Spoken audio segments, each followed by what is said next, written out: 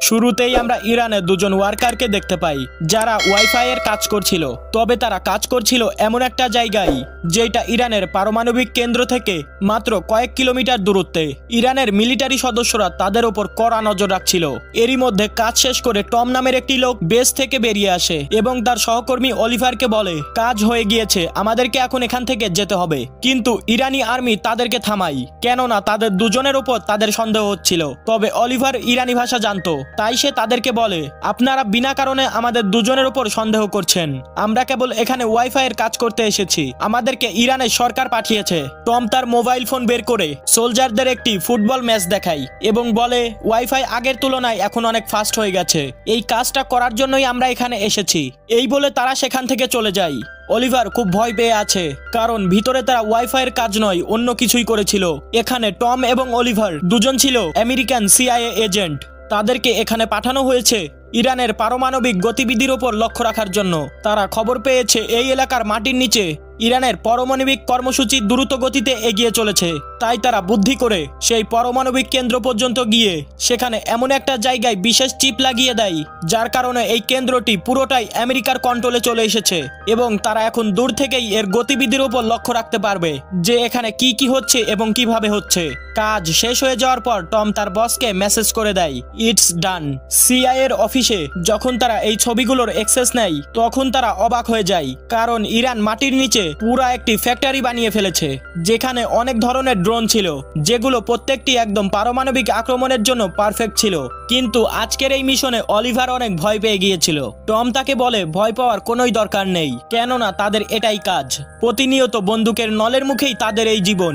তাদের একটা ভুল এবং বন্দুকের ট্রিগার চেপে যাবে। তাই যাই করো না কেন কনফিডেন্সের সাথে করো। অন্যদিকে আমরা লুনা নামক একজন রিপোর্টারকে দেখতে পাই, যার কাছে অপরিচিত নাম্বার থেকে একটা কল আসে এবং তাকে কিছু ছবি পাঠায় এবং তাকে বলা হয় এই ইমেজগুলো আপাততর জন্য গোপন রাখতে, কেননা সেই মেসেজে ইরানের পারমাণবিক কেন্দ্রের 360 ডিগ্রি ইমেজ ছিল।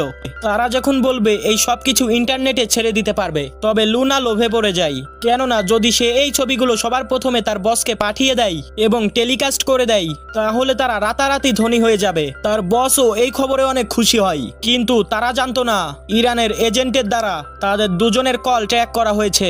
আর এইখান থেকেই শুরু হয় আসল কাহিনী। আমরা টমকে তার বাড়ির ছাদে দেখতে পাই, যেখানে সে তার স্ত্রীর সঙ্গে মোবাইলে কথা বলছিল। টমের স্ত্রী তার এই পেশা নিয়ে অনেক টেনশনে ছিল, কেননা টম বছরের উপর বছর তাদের সঙ্গে কোনো যোগাযোগ করে না এবং তাদের কাছে পর্যাপ্ত পরিমাণে অর্থ পাঠাচ্ছিল না। এইসবে বিরক্ত হয়ে সে ডিভোর্স নেওয়ার সিদ্ধান্ত নেয়, কেননা টাকা পয়সার অভাবে তাদের পরিবার এবং সন্তানদের অবস্থা অনেক খারাপ হয়ে গিয়েছিল।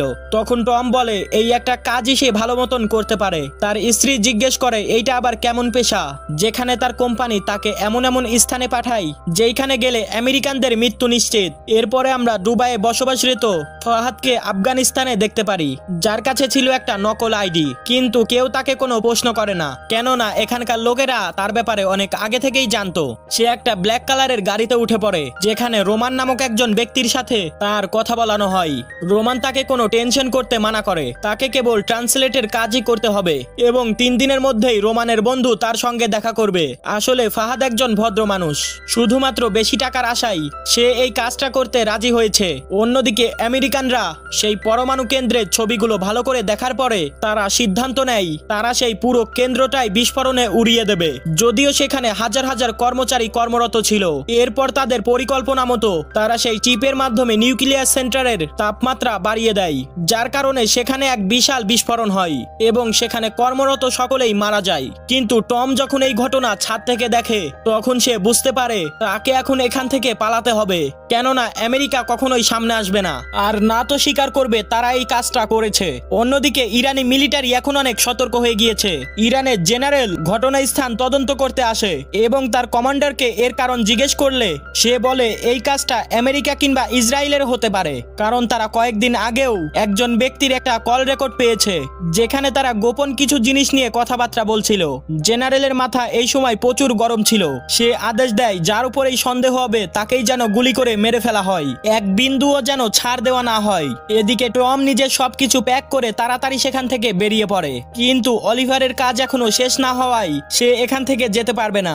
যাওয়ার সময় টম তাকে বলে যত প্রমাণ রয়েছে সবকিছু পুড়িয়ে ফেলো।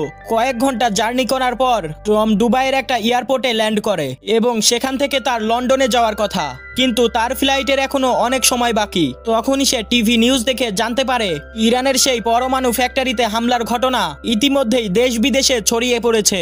ইংলিশ গণমাধ্যমরা বলতে থাকে এতে তাদের কোনো হাত নেই। এমন সময় রোমান টমকে একটা মেসেজ করে তার সঙ্গে দেখা করতে বলে। অন্যদিকে দুবাই থেকে অনেক দূরে আফগানিস্তানের কাবুলের একটি ছোট শহরে আমরা কাহিল এবং তার সঙ্গে কিছু তালেবানদের দেখতে পাই। তাদের মধ্যে কি নিয়ে কথা চলছিল তা এখনো জানা যায় না, তবে সেই কথাবার্তার ডিটেলস কাহিল ইসলামাবাদে পাঠিয়ে দেয়। অন্যদিকে লুনা, যে কিনা তার মেয়ের সঙ্গে কথা বলছিল, হঠাৎ তার রুমে কিছু মুখোশধারী লোক এসে তাকে কিডন্যাপ করে সেখান থেকে নিয়ে চলে যায়, আর সাথে তার রুমে থাকা সমস্ত জিনিসপত্র তারা তার সাথে করে নিয়ে যায়। এদিকে টম রোমানের সঙ্গে দেখা করে, যার বাড়িতে একটা পার্টি চলছিল। টম বলে সে কোনো ড্রিঙ্কস করে না, কিন্তু রোমান এখানে টমকে ডেকেছিল অন্য কাজের জন্য। সে টমকে অন্য একটা রুমে নিয়ে যায় এবং সে টমকে ইরানে হওয়া বিস্ফোরণের কয়েকটা ছবি দেখিয়ে বলে তাকে এরকমই আরো একটা বিস্ফোরণ ঘটাতে হবে। এদিকে টম, যে কিনা মৃত্যুর মুখ থেকে খুব কষ্টে বেরিয়ে এসেছে, সে এই কাজ করতে রাজি হয় না। রোমান তার সামনে প্রচুর পরিমাণে অর্থ রাখে এবং তাকে বলে সে যত চায় তাকে ততই দেওয়া হবে। এদিকে টম, যার পরিবারের আর্থিক অবস্থা খুবই খারাপ, তাই সে কোনো উপায় না দেখে রাজি হয়ে যায়, কিন্তু সে জিজ্ঞাসা করে তাকেই কেন রোমান এই কাজের অফার দিল। উত্তরে রোমান বলে যে টমকে আফগানিস্তানের রাস্তা দিয়ে ইরানে প্রবেশ করতে হবে, আর আফগানিস্তানে যেতে হলে সাহস থাকা দরকার, যেটার জন্য লক্ষ লক্ষ ডলারও কম। এবার রোমান টমকে ফাহাদের ব্যাপারে বলে, যে কিনা আগে থেকেই তার জন্য অপেক্ষা করছিল। সে তাকে সম্পূর্ণ সাহায্য করবে, কেননা সে ইরান এবং আফগানিস্তান উভয় ভাষাতেই খুবই পারদর্শী ছিল। এরপরে টম আফগানিস্তানের হেরাতে পৌঁছায়, যেখানে তার সঙ্গে দেখা হয় ফাহাদের সঙ্গে টম একটা বাড়িতে চলে যায়। এদিকে ইরানের কমান্ডার লুনাকে জিজ্ঞাসাবাদ করতে থাকে এবং বারবার একই কথা জিজ্ঞেস করে যে সেই কলে লুনা কার সঙ্গে কথা বলছিল এবং এই ছবিগুলা তাকে কে পাঠিয়েছে। এটুকু বলে দিলেই সে তার মেয়ের সঙ্গে দেখা করতে পারবে, কিন্তু লুনা প্রতিবারই একই কথা বলে সেই ছবিগুলো তাকে অচেনা একটা নাম্বার থেকে পাঠানো হয়েছে এবং সে কোনো এজেন্ট নয়, তার কাজ কেবল রিপোর্টিং করা। এদিকে টম ফাহাদকে কিছু বন্দুক দেখিয়ে বলে এই অস্ত্রগুলো তার কাছে রাখতে, তার কাজে লাগবে। কিন্তু অস্ত্র দেখে ফাহাদ টমকে জিজ্ঞেস করে তার মিশনটা আসলে কি ছিল। টম বুঝতে পারে এই মিশনের ব্যাপারে ফাহাদকে কিছুই জানানো হয়নি। সে ফাহাদকে বলে এইটা একটা টপ সিক্রেট মিশন, যেটা শুনে ফাহাদের মাথায় হাত। সে বুঝতে পারে সে এখন একটা অনেক বড় ঝামেলার মধ্যে ফেসে গিয়েছে। অন্যদিকে রোমান টিভিতে দুইজন ব্যক্তির ছবি দেখে, যাদেরকে ইরানের পারমাণবিক কেন্দ্রের বিস্ফোরণে দায়ী বলে জানানো হয়। ইরানের স্পষ্ট দাবি এরা দুইজন হচ্ছেন আমেরিকান। এখানে আমরা জানতে পারি যে লুনা কমান্ডারকে সবকিছু জানিয়ে দিয়েছে। রোমান টমকে তাড়াতাড়ি খবরটা জানায় এবং তাকে বলে তারা খুব সম্ভবত অলিভারকে মেরে ফেলেছে, তাই সে যেন আপাতত রোমানের দেওয়া মিশনটার ব্যাপারে ভুলে যায় এবং যত তাড়াতাড়ি সম্ভব সেখান থেকে দূরে কোথাও কোনো এক মরুভূমিতে চলে যায়।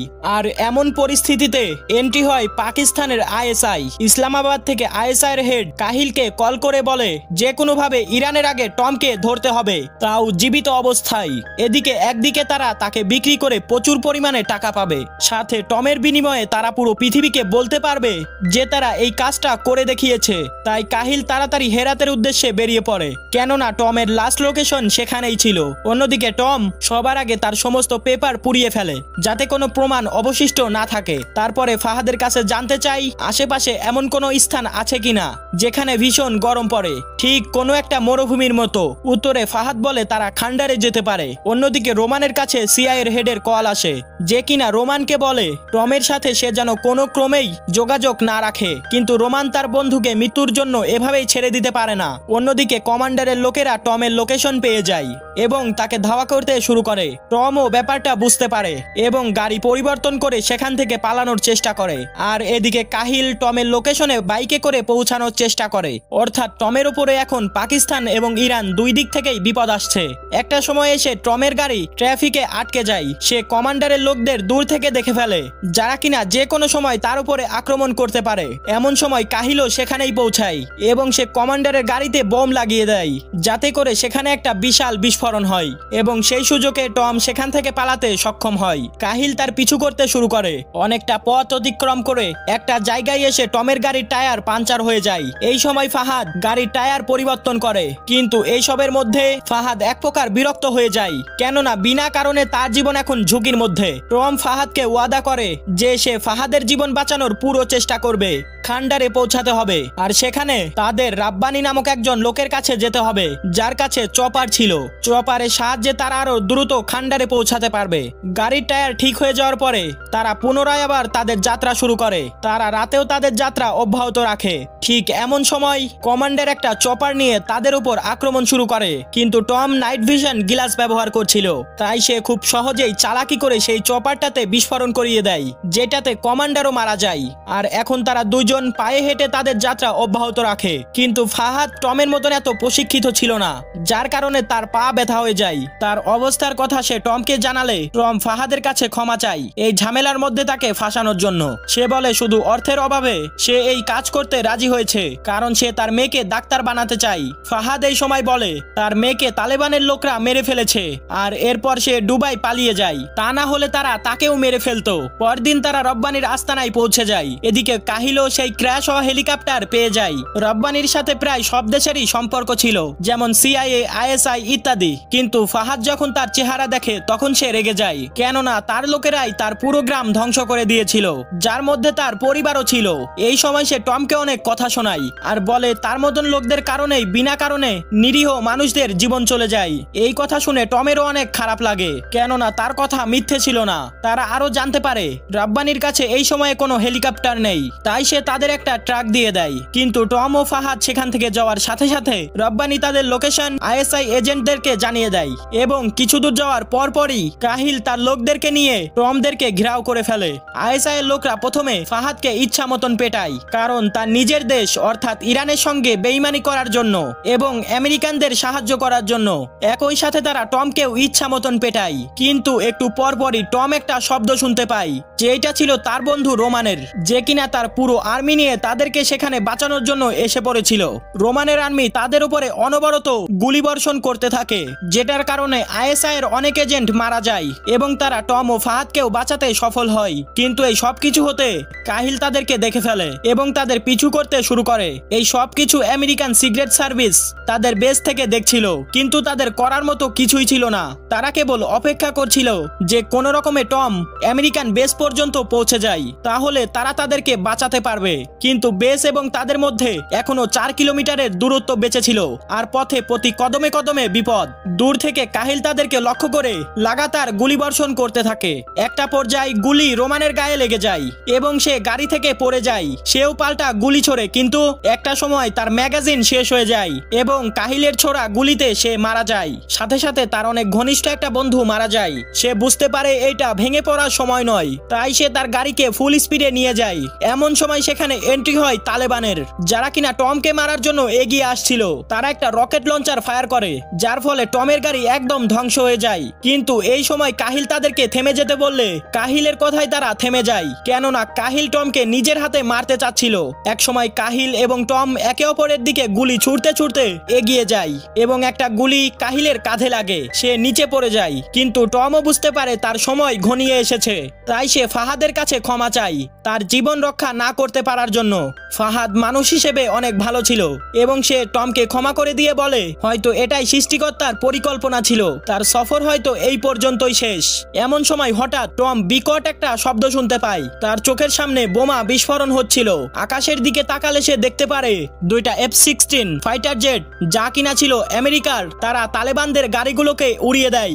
আমেরিকানরা ইচ্ছা করেই এই হামলাটা ঘটায়, কারণ তারা তাদের চোখের সামনে তাদের একটি অফিসারকে এভাবে মরতে দেখতে পারে না। তারপর টম এবং ফাহাদ দুজনকেই এখান থেকে নিয়ে যাওয়া হয় এবং একটি প্লেনে করে তাদেরকে অন্য জায়গায় পাঠিয়ে দেওয়া হয়। কিন্তু এই সফরে তারা নিজেদের কেউ না কেউ আপনজনকে হারিয়েছে। জেনারেল নিজের ছেলে ইসমাইলকে হারিয়েছে, যে কমান্ডার ছিল। এদিকে টম তার বন্ধু রোমানকে হারিয়েছে। ফাহাদ কয়েক বছর আগে তার পুরো পরিবারকে হারিয়েছে। এই লড়াইয়ে কেউ কিছু অর্জন করতে পারেনি, শুধু মৃত্যু ছাড়া। আর এখানেই এই মুভির সমাপ্তি ঘটে। তো বন্ধুরা, মুভিটা কেমন লাগলো অবশ্যই কমেন্টে জানাবা। ভিডিওটা ভালো ভালো লাগলে একটা লাইক করে চ্যানেলটাকে সাবস্ক্রাইব করে রাখতে পারো। আজকের জন্য বিদায় নিচ্ছি। আসসালামু আলাইকুম।